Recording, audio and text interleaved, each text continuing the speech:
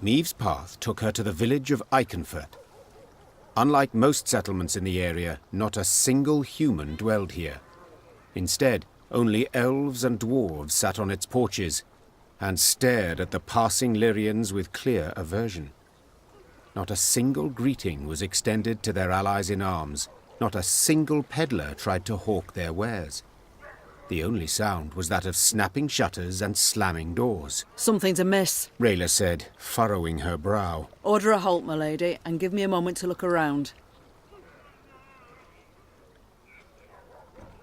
You've a quarter of an hour. Maeve said as she dismounted. And not a moment more. The Queen sat in the shade of a large pear tree.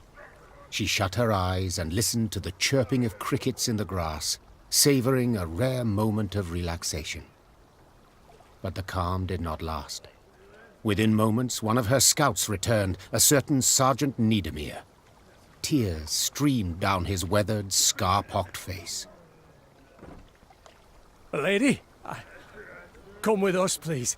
You'll need to see this for yourself. The sergeant led her to the still smouldering remains of a mill.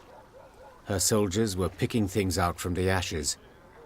When she got closer, she realized in horror they were human skulls, some no larger than apples. Tell the villagers to gather by the well. The Queen said in a strained voice. Or be executed. The elves and dwarves attempted no denials.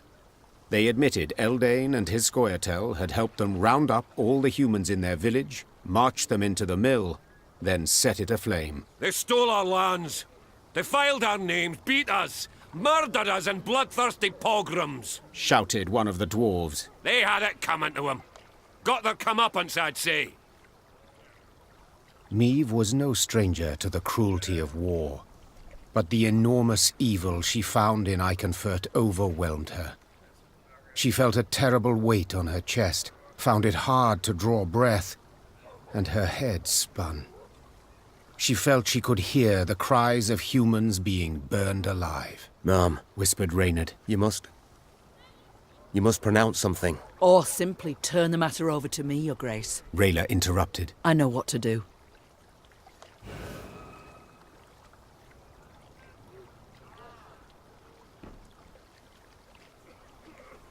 You know what you deserve, Maeve said. But my soldiers are neither murderers nor executioners, and you are not my subjects. So I shall have you escorted to Rosberg. Let the authorities there mete out justice. With a noose, I hope.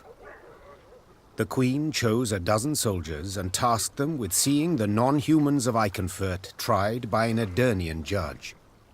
In doing so, she weakened her forces, but saved herself and her Lyrians from having to carry out a bloody sentence by their own hand.